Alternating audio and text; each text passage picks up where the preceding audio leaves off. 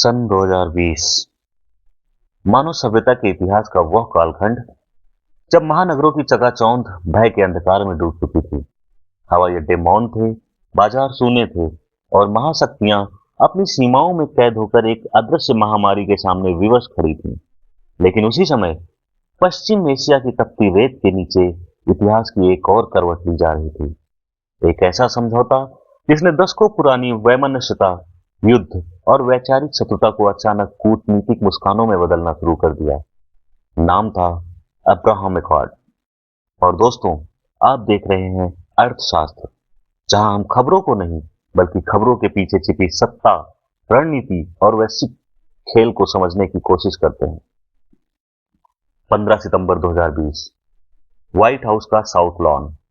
दुनिया ने एक ऐसा दृश्य देखा जिसकी कल्पना लंबे समय तक असंभव मानी जाती थी। यूनाइटेड अरब अमीरात और बहरीन ने इजरायल के साथ आधिकारिक संबंध सामान्य कर लिए। बाद में मोरक्को और सूडान भी इस प्रक्रिया से गुजरे। वो इजरायल जिसे कभी अरब जगत ने अपने सामूहिक प्रतिरोध का केंद्र बना दिया था, उसी इजरायल के साथ अरब राष्ट्र एक एक कर हाथ मिलाने लगे थे। अबू धाबी के महलों से लेकर बहरीन के दरबारों तक, मोरक्को की कूटनीतिक गलियों से लेकर सूडान की सत्ता की दहलीज तक एक नई भू राजनीतिक सरगर्मी आकार लेने लगी।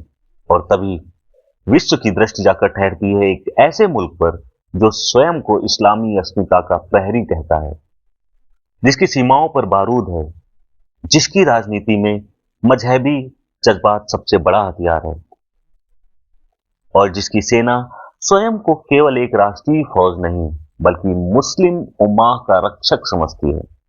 वो मुल्क है पाकिस्तान, एक ऐसा राष्ट्र जिसने अपने पासपोर्ट पर वर्षों तक ये वाक्य अंकित रखा, यह पासपोर्ट इजराइल को छोड़कर दुनिया के सभी देशों के लिए मान्य है। अब प्रश्न उठता है, क्या पाकिस्तान भी कभी इजराइल को मान्यता देगा? और यदि देगा तो उसके सामने सबसे बड़ा भय क्या होगा? देखिए, यह केवल दो देशों के बीच संबंधों का प्रश्न नहीं है, यह उस वैचारिक संरचना का प्रश्न है जिस पर पाकिस्तान की राजनीति दशकों से खड़ी है। यह कहानी केवल कूटनीति की नहीं बल्कि सत्ता, मजहब, सामरिक व्यवस्थाओं, आर्थिक पराधीनता और वैश्विक ध्रुवीकरण की कहानी है। यहां हर निर्णय के पीछे बंदूक की नली भी है, तेल के कुओं की गंध भी है और महाशक्तियों की शतरंज भी है। एक तरफ वॉशिंगटन है, दूसरी तरफ बीजिंग। एक ओर फिलिस्तीन का भावनात्मक नैरेटिव है, दूसरी ओर आर्थिक दिवालियेपन का भय। एक ओर जनता की धार्मिक संवेदनाएं हैं, दूसरी ओर सत्ता की भूख। और इन्हीं सबके बीच पाकिस्तान खड़ा है, मानो तूफानी समुद्र में एक ऐसा जहाज जिसका कप्तान हर दिशा में चट्टानें देख रहा हो। सबसे पहले समझिए कि पाकिस्तान की दुविधा आखिर शुरू कहां से होती है। पाकिस्तान की स्थापना के बाद से उसकी विदेश नीति तीन भावनात्मक संबंधों पर खड़ी है: कश्मीर, इस्लामिक एकजुटता और फिलिस्तीन। यही कारण है कि पाकिस्तान के संस्थापक मोहम्मद अली जिन्ना ने भी फिलिस्तीन के मुद्दे पर अरब पक्ष का समर्थन किया था। और आज भी पाकिस्तान की संसद में फिलिस्तीन सिर्फ विदेश नीति नहीं बल्कि वैचारिक प्रतिबद्धता माना जाता है। असल में फिलिस्तीन पाकिस्तान के केवल अंतर्राष्ट्रीय मुद्दा नहीं है, यह उसकी घरेलू राजनीति का भी एक स्थायी औजार है। जब देश में महंगाई आती है, जब आईएमएफ के सामने आर्थिक पैकेज के लिए हाथ फैलाने पड़ते हैं, जब जनता बिजली के बिलों और बेरोजगारी से सड़कों पर उतरती है, तब फिलिस्तीन का मुद्दा जनता को भावनात्मक रूप से जोड़ने का माध्यम बनता है। क्योंकि पाकिस्तान की राजनीति एक चीज हमेशा करती है, बाहरी संघर्ष का नैरेटिव। कभी भारत, कभी अमेरिका और अभी इजरायल। अगर कल पाकिस्तान अचानक कह दे कि हम इजरायल को मान्यता देते हैं, तो सबसे बड़ा सवाल उसकी अपनी जनता पूछेगी, फिर दशकों तक हमें क्या बताया गया? और यहीं से शुरू होता है असली संकट। अब जरा सैन्य और सामरिक एंगल देखिए। पाकिस्तान की सेना खुद को केवल राष्ट्रीय सुरक्षा बल नहीं मानती, वह स्वयं को इस्लामी दुनिया की सामरिक शक्ति के रूप में प्रस्तुत करती है। याद रखिए, मुस्लिम दुनिया का पहला परमाणु हथियार संपन्न देश पाकिस्तान है। यही कारण है कि पाकिस्तान अक्सर मुस्लिम उम्मा की राजनीति में अपनी भूमिका बढ़ाने की कोशिश करता है। लेकिन समस्या यह है कि उसी मुस्लिम दुनिया में नेतृत्व की त्रिकोणीय लड़ाई चल रही है। एक ध्रुव सऊदी अरबिया है, दूसरा टर्की है और तीसरा ईरान। पाकिस्तान इन तीनों के बीच संतुलन बनाकर चलना चाहता है। यदि पाकिस्तान खुलकर इजरायल से संबंध बना लेता है तो तुर्की और ईरान समर्थक धार्मिक समूह इसे वैचारिक समर्पण के रूप में पेश कर सकते हैं। यही कारण है कि पाकिस्तान फिलहाल घोषित दोस्ती नहीं बल्कि सीमित बैक चैनल संवाद की नीति पर चलता दिखाई दे रहा है। अब यहां चीन की एंट्री होती है। आज पाकिस्तान की अर्थव्यवस्था जिस गति में ऑक्सीजन पर टिकी है उसका नाम है चाइना पाकिस्तान इकोनॉमिक कॉरिडोर। 60 अरब डॉलर से अधिक के निवेश वाला सीपेक चीन की बेल्ट एंड रोड रणनीति का अहम हिस्सा माना जाता है। बीजिंग पाकिस्तान को सिर्फ सहयोगी नहीं बल्कि हिंद महासागर तक पहुंचने का सामरिक गलियारा मानता है। यही कारण है कि विशेषज्ञ मानते हैं चीन नहीं चाहेगा कि पाकिस्तान पूरी तरह अमेरिकी सुरक्षा ढांचे में समा जाए। और यहां एक बहुत महत्वपूर्ण बात समझिए, अब्राहम अकॉर्ड केवल शांति समझौता नहीं है।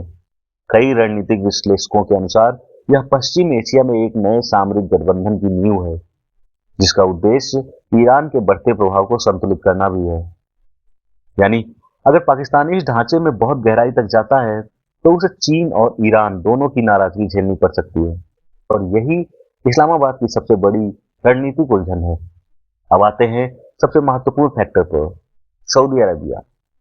पाकिस्तान की अर्थव्यवस्था कई बार सऊदी सहायता से संभली है। तेल, कर्ज, विदेशी मुद्रा, रोजगार सब में रियाद का प्रभाव गहरा है। लाखों पाकिस्तानी कामगार सऊदी अरब में कार्यरत हैं और संकट के समय रियाद कई बार इस्लामाबाद को आर्थिक सहारा देता रहा है। इसलिए पाकिस्तान विदेश नीति में एक अनकहा नियम चलता है, रियाद से बहुत आगे मत निकलो। यही कारण है कि जब सऊदी अरब ने अब तक आधिकारिक रूप से इजरायल को मान्यता नहीं दी तो पाकिस्तान में भी दूरी बनाए रखी है।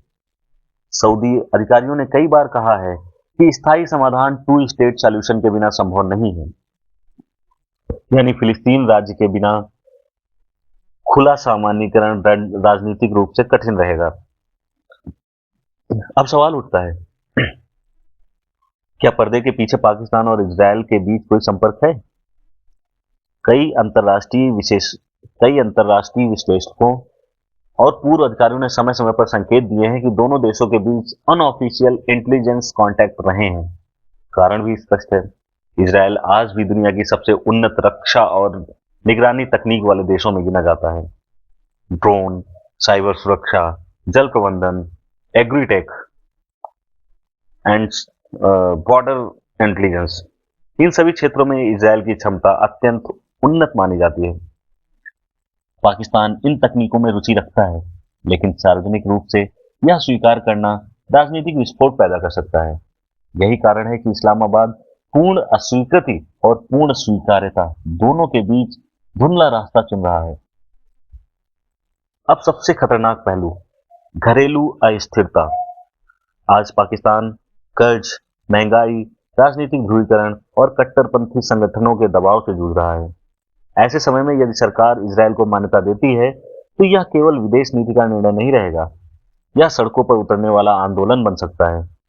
धार्मिक संगठन इसे फिलिस्तीन के साथ विश्वासघात बताएंगे, कट्टरपंथी समूह इसे इस्लाम के खिलाफ साजिश घोषित करेंगे और सबसे बड़ा भय, यह असंतोष सेना के भीतर भी वैचारिक तनाव पैदा कर सकता है, क्योंकि पाकिस्तान की सैन्य और सामाजिक संरचना में फिलिस्तीन का मुद्दा गहरी भावनात्मक जड़ें रखता है।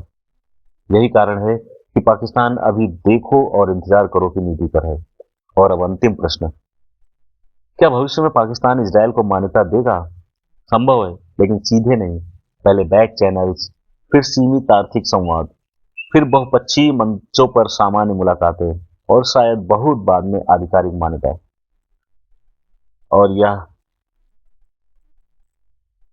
और यह सब तब आसान होगा जब सऊदी अरबिया स्वयं को निर्णायक कदम